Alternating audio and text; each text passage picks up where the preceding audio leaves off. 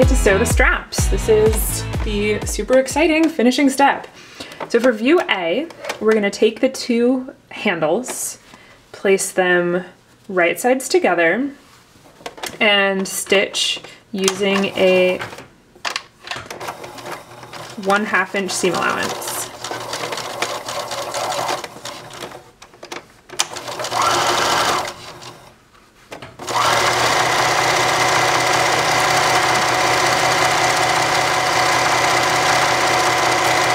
If you remember from looking at the pattern piece, this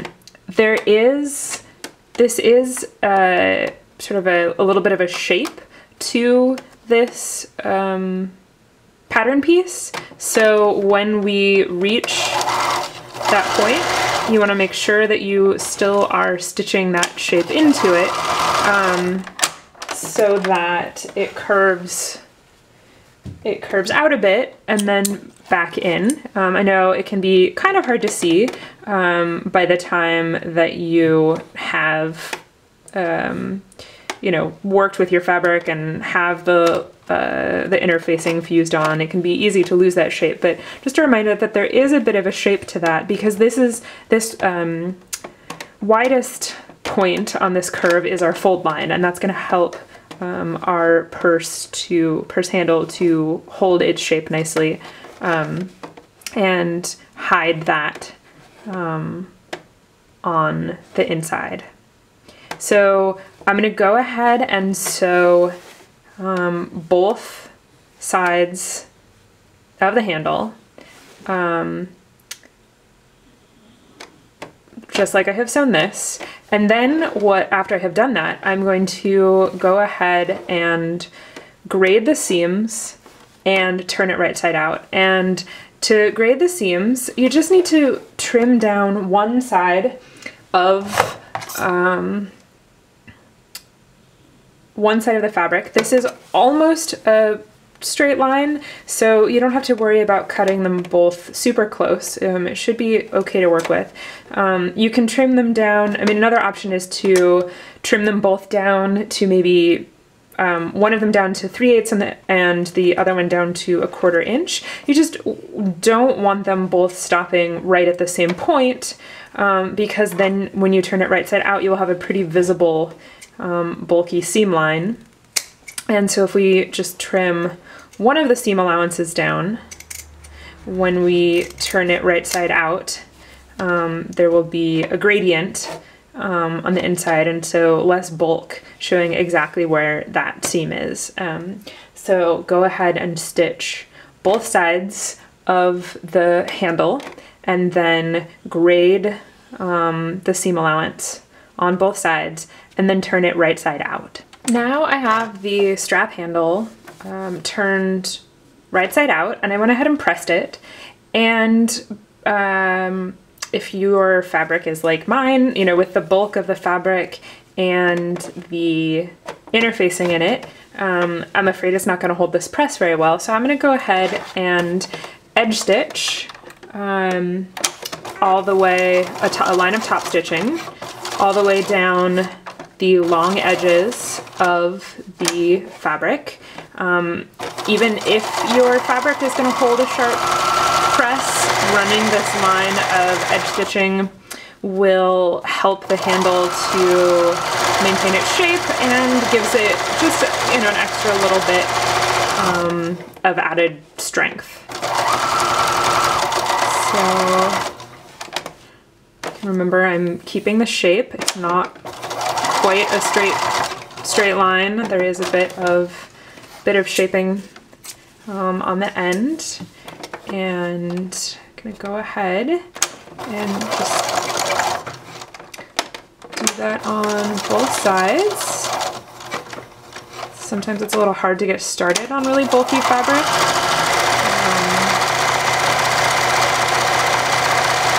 So if your presser foot isn't creating is at too much of an angle to start the seam, one thing you can do is create a little jump for it. So what that means is, as if I have this down, you can see my presser foot is at an angle, and this can make it hard to get the feed going and to start stitching. So if I take an extra piece of fabric, I can fold it a couple times so it's about the same thickness as my handle. I can put that in there, and that acts as a little jump to bring the presser foot flat so that it's even straight across with this fabric, and that will make it easier to get this seam started. So now that I have this stitched, I'm gonna go ahead and add my buckles to each end. And the way we do that is thread the buckle through, and at this widest part here is where our fold line is. You can also check with your fabric, or your pattern will have those fold lines marked on them. And go ahead and if you can put a couple pins in here or clips, however you want to hold this. This is pretty bulky, and what we're going to be doing is stitching across here a couple times to firmly secure this handle onto the end. And so here, now that I have many layers of this fabric, I'm definitely going to use a little jump to get this started. And you can use your normal presser foot if you feel like you are sewing too close to the bulk of this rectangular D-ring. You can also switch to using a zipper foot. So I'm just gonna start here. Again, with the jump, you're not ever actually stitching on this. It's just under the back of the presser foot that keeps the presser foot going flat. And back tacking on either end. And then, because I am awfully close, can run a line of stitching from this side, and you see you know, I still have enough room to run this, but if you feeling like your normal presser foot doesn't get in there, this is where you can switch to a zipper foot, and the principles are the same for when we were stitching our zipper on. Again, pull up my little jump, and this just allows me to get closer to this D-ring than if I were using my normal presser foot, because less bulk on the presser foot extends this direction. So now I have my D-ring stitched on, which is super exciting. And the next thing that we're gonna do is attach the D-ring to the other side, and then we can go ahead and thread our anchor through, again, folding on that fold line. And we can attach this anchor to the purse itself. So as we have been manipulating our fabric, you may find that your placement guidelines, which we chalked in the very beginning of this, you may find that they have worn a bit and it's hard to see them. If that's the case, I recommend going ahead and re-chalking them, or just chalking back over the lines that are already there so you can see them better. And then we can lay this down so that I am aligning it with the placement marks, and go ahead and insert a few pins to keep it in place. And then I'm going to go ahead and top stitch. This is where, like when we were top stitching along the top, you might want to switch your bobbin thread if you don't want your bobbin thread to show distinctly on your lining fabric, if you want it to better match. And so I'm gonna go ahead and do that because I don't want my I don't want this dark blue stitching to be visible on the inside of my bag. Instead, I want it to be something that matches my lining better. So just quickly switching out my bobbin.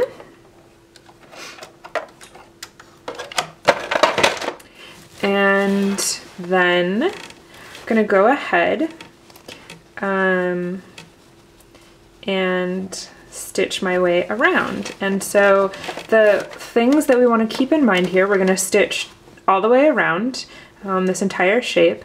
The important thing is to catch, you know, so we have this raw edge. When we stitch this down, we want to make sure that the top line of stitching that we do has stitched this fold flat to the bag so that it is fully secured and we don't have any raw edges visible.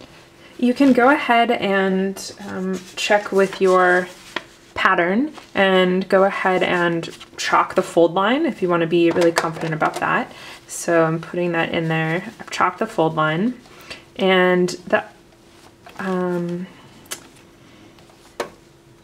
ready to get that in. So got that on the fold line. I'm gonna go ahead and pin this part into. One thing to note is that if, as I talked about earlier, D-rings, even if they say they're 2-inch D-rings, can be slightly different widths.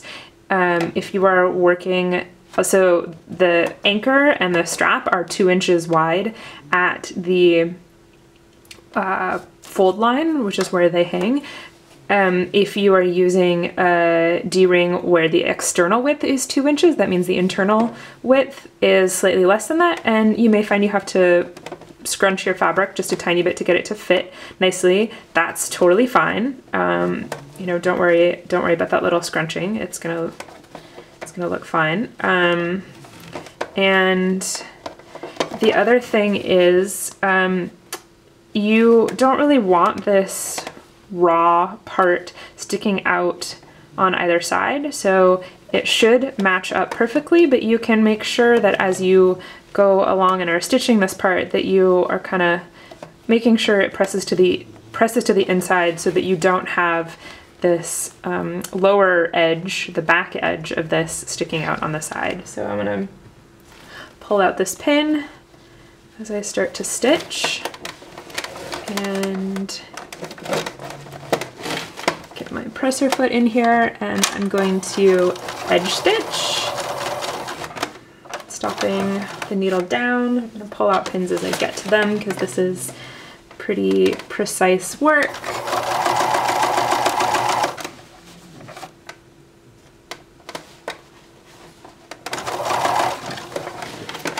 And as I get to a corner, I'm gonna go ahead and leave my needle down and just rotate on that corner. We'll make it as sharp as possible.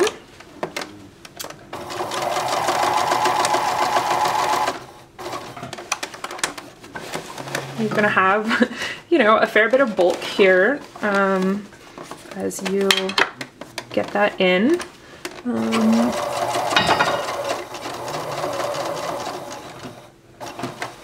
And you can see that actually as I was manhandling this, my anchor fell off of my handle here. So I'm gonna go ahead and check back with that fold line. Get that back where it should be. And continue to stitch. So this is where you know, going to be using a combination of pins and your hands, honestly, to hold things together. So you don't need to sew up right next to the edge of this D-ring. It's fine to be a bit down as long as you are catching the fabric on the back. And so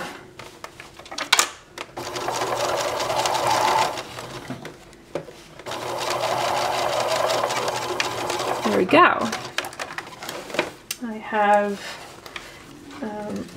got that sewn on, and I can see that I have caught the fabric in the back all the way along, which is great so that I don't have to worry about it coming undone. And I want to go back and add one more line of stitching to keep this super sturdy, because this is where a lot of tension is going to be on this bag. And I want to make sure that it is held in as firmly as possible. So there's different options. One, you can just go back in and stitch in, you know, in a bit, following that same pattern. Another option is to stitch an X, and so what that might look like, you can stitch from one side to another. Make an X. When you do this, you do want to make sure that you're not catching any folds or pleats on the inside of your lining fabric, so it's good to check your lining fabric as you're doing this top stitching, that it is out of the way. You can even make sure it's pulled out of the way and lined up and sort of pin it out of the way. Then as I top stitch, I can go from one corner to another, stitching my way on down, and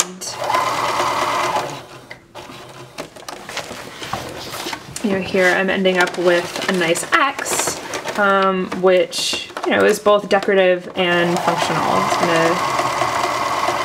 gonna, so, you know, you can do your stitching however you see fit. That's certainly one option. That's going to be super sturdy, really keep it in place well. But you can come up with any sort of decorative stitching that you want. And that is how we apply the strap to view A. So I'm going to go ahead and repeat for the other side, and then we are so very close to done. Stitching handle B is very similar to stitching handle A, yet slightly easier. So we can really whip through this. If you are doing handle B, I would recommend watch the video for handle A first, so that you can see what we did, because I'll sort of breeze through this. The 1/2 inch mark, so we're sewing 1/2 inch seam allowance along the side. The 1/2 inch mark is right where the interfacing stopped, where that seam stopped on our handle. So that's where you start stitching, and gonna follow on down, stitching the handle bottom to the handle top. Again, using this 1/2 inch seam allowance, and this edge of the interfaced part should match the edge of this fabric. Like view A, I've gone ahead and stitched both sides of the handle and then graded the seam allowance. And I am going to now turn this right side out, and then we will attach it to the bag.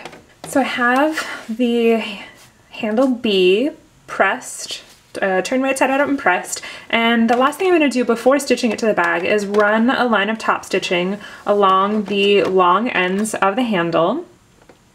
And oops, I want to make sure I have the right bottom thread in. And what this does, again, just like handle A, this makes the handle sturdier. It's going to help it hold in place, and help it keep its shape with wear. So I'm gonna start sort of just even with the raw edge of the bottom part of the handle, and I'm gonna run the stitching down both sides.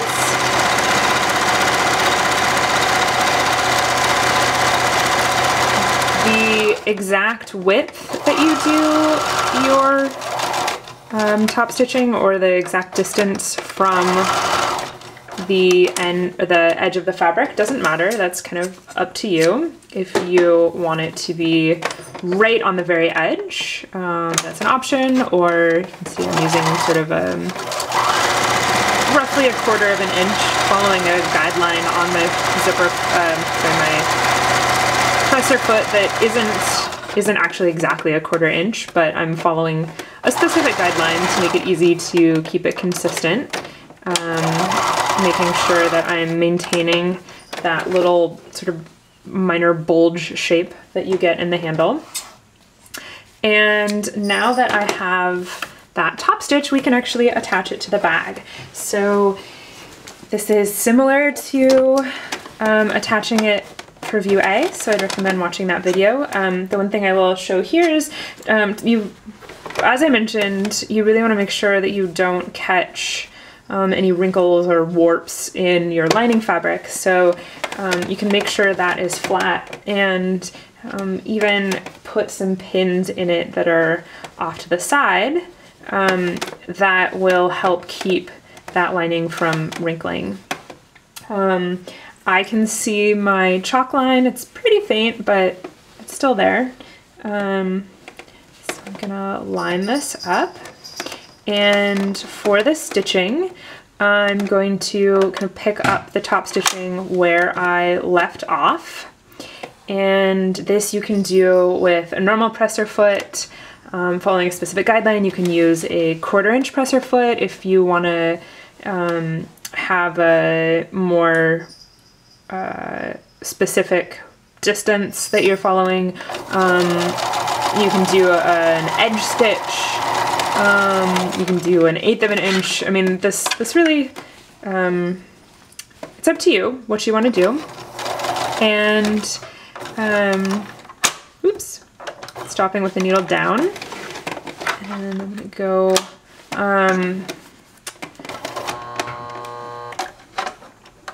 oops, snagged a little bit of thread on that corner there. So go ahead and stitch, again, ending with the needle down so that it can rotate on the corners. So that makes it appear that you have a nice crisp point. And the only thing that you really need to pay attention to on this one is that when you get to this top point, you want to make sure you stitch a line of stitching that is higher than this raw edge of the fabric, because we want to encase this raw edge. So I'm going to extend a tiny bit up past that, you know, so I'm duplicating a little bit of my top stitching just because I really want to make sure that I am catching that raw edge on the back. And there we go. So we can see that if we look at the wrong side of the handle, here looks like I didn't quite catch enough. I caught it on this side, but I didn't on this side, so I can go back and actually stitch another line of stitching so that I'm sure that this is nice and sturdy and I've caught it all the way. And on the inside, you can see I didn't get any wrinkles or pulls in my lining fabric, which is great.